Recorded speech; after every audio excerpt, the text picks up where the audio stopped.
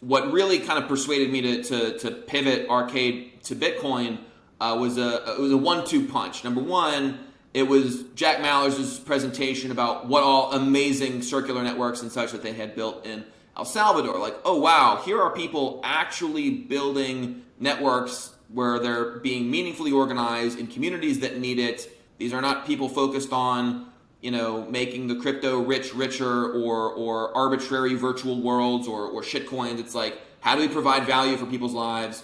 And to do that in a really successful way on a small scale that then gets scaled up to the level of a country, and now Bitcoin is legal tender. Like, that was hugely inspiring to me, and also demonstrating, oh wow, the Lightning Network actually can and is working in production on a massive, scale at the level of a country. It was that in combination with an excellent talk that I recommend people watch that's on YouTube called, I think it was called The Bitcoin Stack. Ryan Gentry and Drew Bensall gave a talk, and they started off the talk. It was like, Ryan said something like, I'm tired of people saying that they can't build their use case on Bitcoin and they need to use a shitcoin for it. And they gave just this excellent presentation about the state of Bitcoin now, and the different layers and what's being built out, but demonstrating that so many of the use cases that the crypto community, the altcoin, shitcoin people have been talking about are things that it will be built in the Bitcoin or the broader Bitcoin ecosystem, but in layers on top of Bitcoin. That started getting my head turning around, like, okay, if the Arcade City use case can be built on Lightning or on Bitcoin, I want to. But the question has been one of timing. Is this something that I, as a developer with limited resources, can go and meaningfully integrate now? The short answer was, okay, we can start with payments, which is like a huge thing anyways.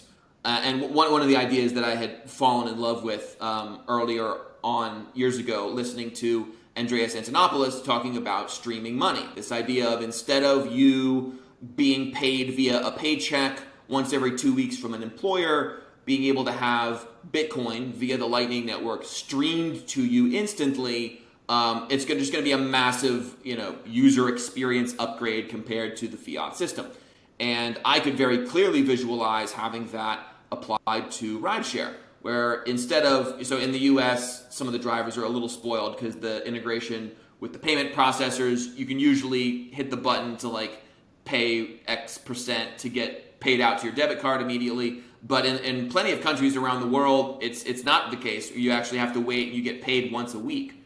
So one of the arguments that I've been making recently is like, hey, how about instead of being paid once per week, you're able to be paid instantly during the ride, streaming the SaaS directly from rider to driver, as one benefit that is like very clear, non-speculative, very easy to implement that currently on Lightning Network.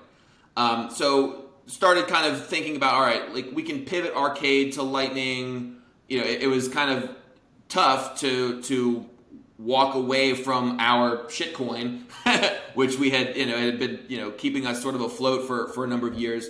But the further I fell back down the Bitcoin rabbit hole, and I'm like, oh, actually, I'm recognizing how poisonous the incentives of having this shitcoin are, including specifically to projects like mine, where we went through phases where our incentive was not to release a working product that people derive value from. It was to support the price of our tokens so that we can have more cash and runway ourselves and have our token speculators be excited